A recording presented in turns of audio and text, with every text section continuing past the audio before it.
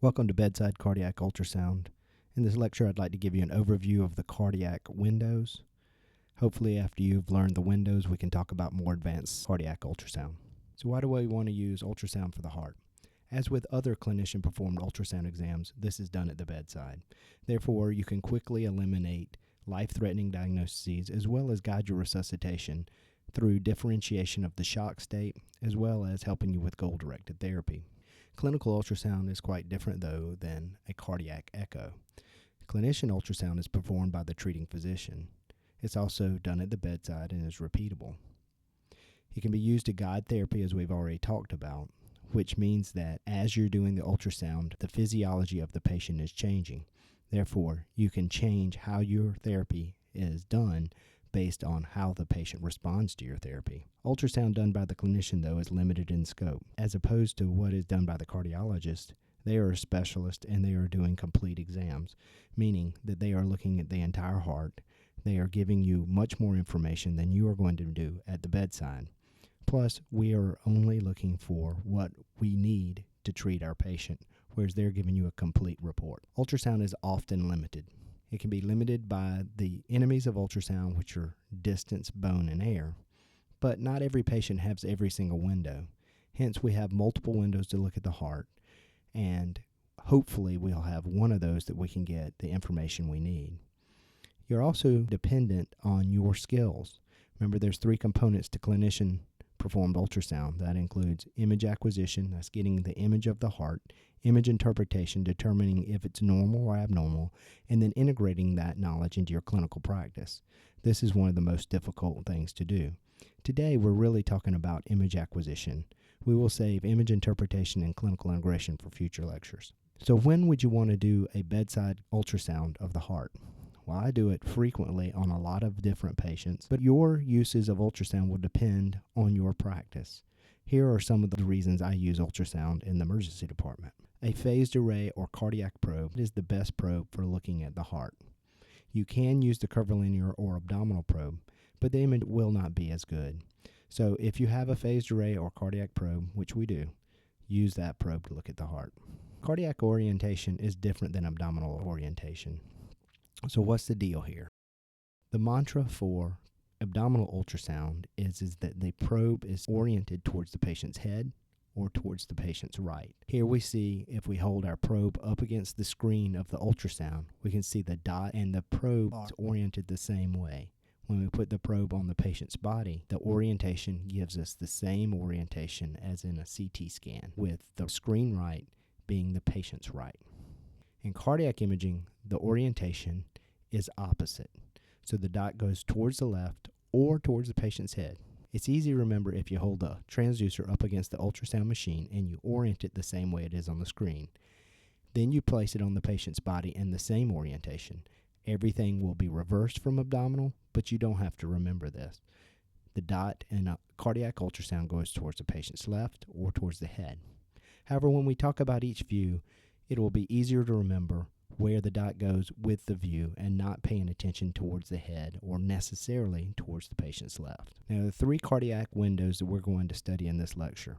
The subcostal, also known as the subxiphoid, where we're looking up underneath the ribs at the heart.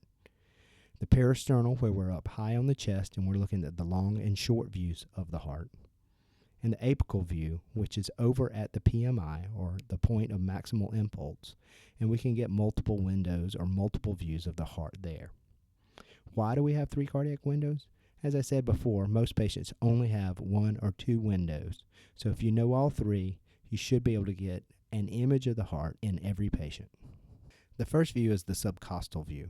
Here we place our transducer underneath the ribs and we angle up under the sternum. When we do that, we're going to get a picture of the heart. Since we are placing our probe across the body, we orient our probe the same way it is on the screen, which is towards the patient's left.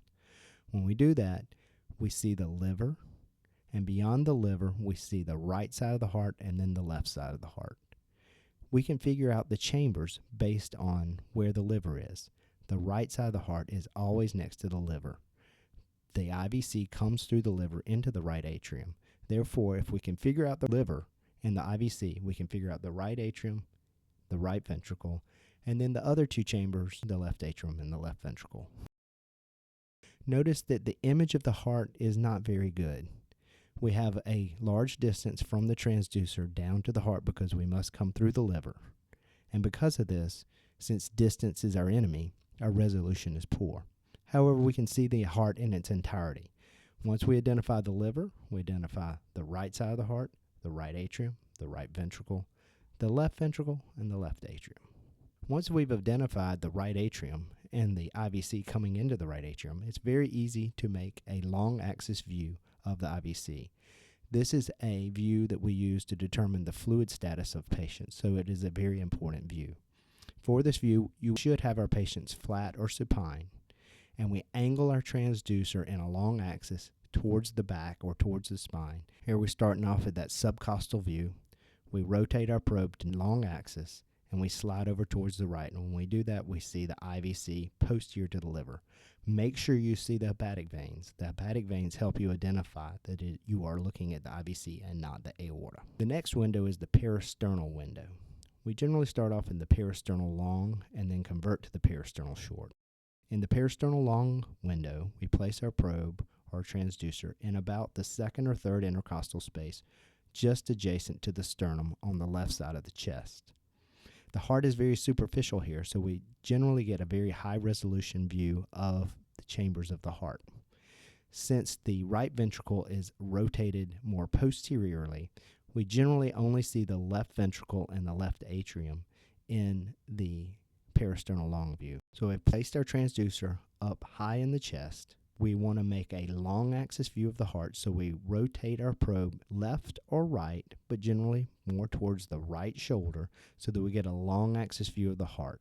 If we rotate a little bit too much or too little, then our heart will be more like an oval or a circle.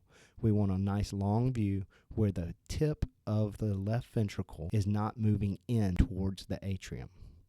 The tip of the left ventricle should be still. Then we know we have a nice long view of the heart.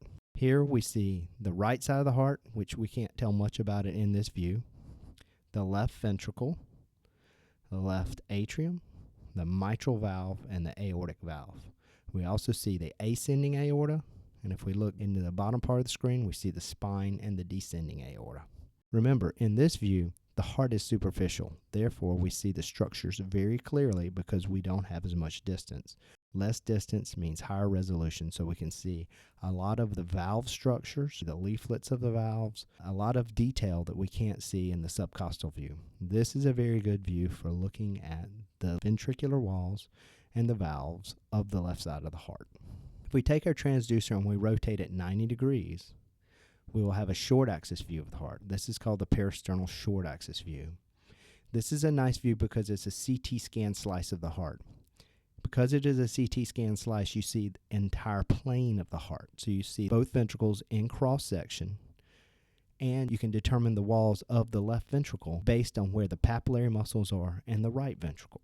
Here we start off in long axis, and we rotate our probe 90 degrees. So we went from pointing towards the right shoulder to pointing towards the left shoulder. And when we do that, we get a cross-sectional view of the heart. Here we are in the ventricle. But if we angle our probe, we can go up towards the mitral valve, looks like a fish mouth, or even further up towards the aortic valve, which is a tricuspid valve. Again, this view is very important because you can see all the walls of the left ventricle. Therefore, if you had a wall motion abnormality, you could tell which part of the ventricle was not functioning. And then you can correlate that to the artery that typically supplies that wall. We can see the right ventricle and the left ventricle, so you know that that has to be the septal wall. And then you can go around the ventricle like a clock, anterior, anterior lateral, inferior, and then back to the septum. The papillary muscles help you divide that clock. The last view we're going to look at is the apical view. This is typically the most difficult view or window of the heart. To do this, we have to find the patient's PMI, or point of maximal impulse.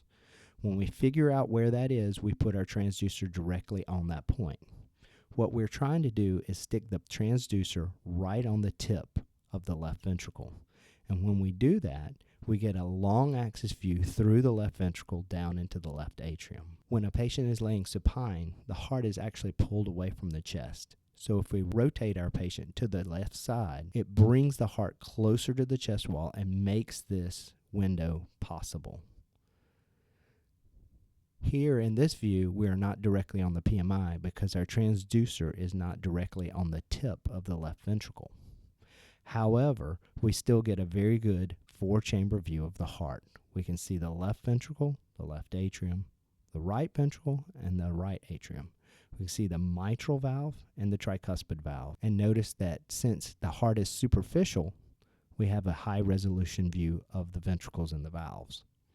Also, because the flow coming into the ventricles is towards or away in case of a regurgitant jet from the transducer, then this means we can easily determine if there's valve problems using Doppler.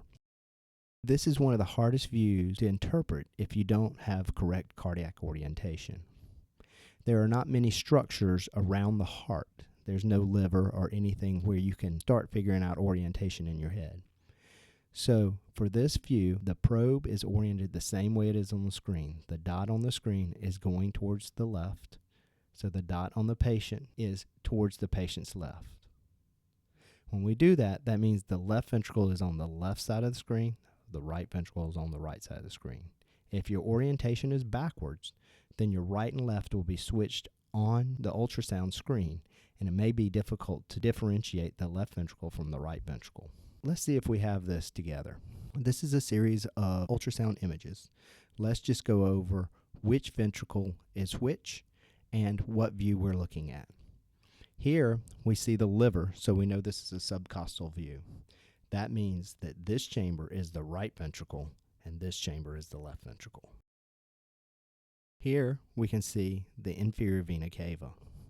Notice that this is difficult to see because there's clots in the IVC. And because there's clots, it is similar echo texture to the liver and the surrounding structures. But you can see that there's clots moving in and out of the heart using the IVC. We can also see the hepatic vein. So we know we're looking at the IVC with clots in it, and the heart, if you look here, is not beating. This patient is not doing very well. They're in cardiac arrest. What view do we have here?